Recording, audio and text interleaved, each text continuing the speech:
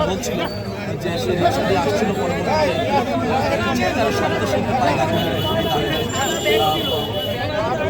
একটা ব্যাগ ছিল বলছিল অনেকে।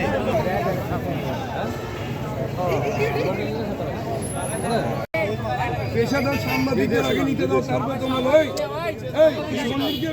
আচ্ছা হ্যালো।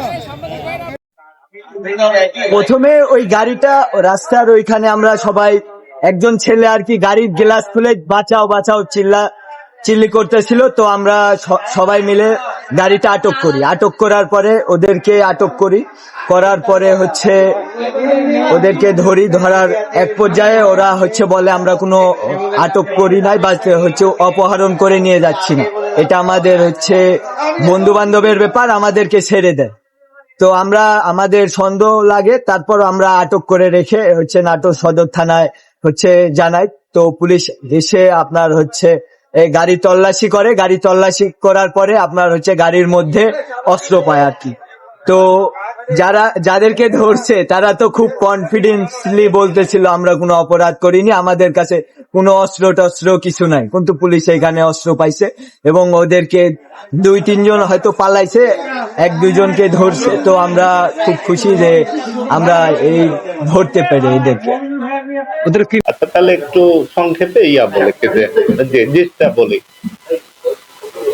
যে আজ রাত 9টার দিকে আমাদের নাটোর শহরের যে কেন্দ্রীয় জামে মসজিদ আছে তার অপোজিটে যে পুরাতন বাস টার্মিনাল আছে, এই এলাকা থেকে আমাদের নাটোর সদর থানার একটি টিম সেখান থেকে একটি প্রাইভেট কার এবং একটি পিস্তল, হুবহু যেটি বিদেশি পিস্তল, অত্যাধুনিক কপি মনে হচ্ছে আমাদের কাছে। তবে এটি আমরা এক্সপার্ট ওপিনিয়নের জন্য আমরা তদন্তের সময় সেটি পাঠাবো। তবে প্রাথমিকভাবে দেখে এটি অরিজিনাল মনে হচ্ছে না, মাস্টার কপি মনে হচ্ছে। তারপরেও এটি আমরা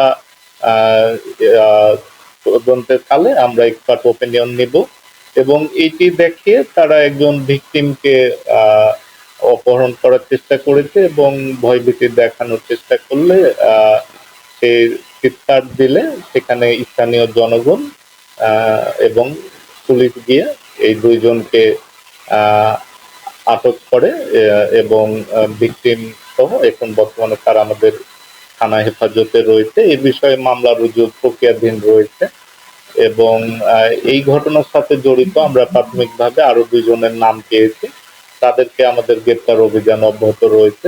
পাশাপাশি আরো যদি কেউ জড়িত থাকে তদন্তকালে তারাও আমরা আইনের আওতায় নিয়ে আসার চেষ্টা করব। যতটুকু আমরা জানতে পেরেছি যে মূলত ফেসবুক পেজের একটি ঘটনাকে কেন্দ্র করে এই যে যারা আটক করেছে তাদেরকে মূলত যারা অভিযুক্ত আটক আমাদের কাছে আছে, এরা এই ভিকটিমকে আজকে অপহরণ করে ভয়ভীতি দেখানোর চেষ্টা করেছে এবং পিস্তল ঠেকিয়ে তাকে হুমকি দেওয়ারও চেষ্টা করেছে। তো পুরো বিষয়টি প্রাথমিক পর্যায়ে রয়েছে, বিস্তারিত আমরা আরো তদন্ত সাপেক্ষে আপনাদের বলতে পারবো। ধন্যবাদ। সিনিয়র স্যার যারা আছেন ডিটেইল বলবেন, আপনারা জানতে পারবেন। প্রাথমিকভাবে কি জানতে পারলেন? প্রাথমিকভাবে একটা ছবি দিয়েছেন, দেখেছেন যে আমরা একটা অস্ত্র পেয়েছি। অস্ত্রটা আমাদের যে সাব ইন্সপেক্টর শহীদুল্লাহ সাহেব আছেন উনি জব্দ করেছেন।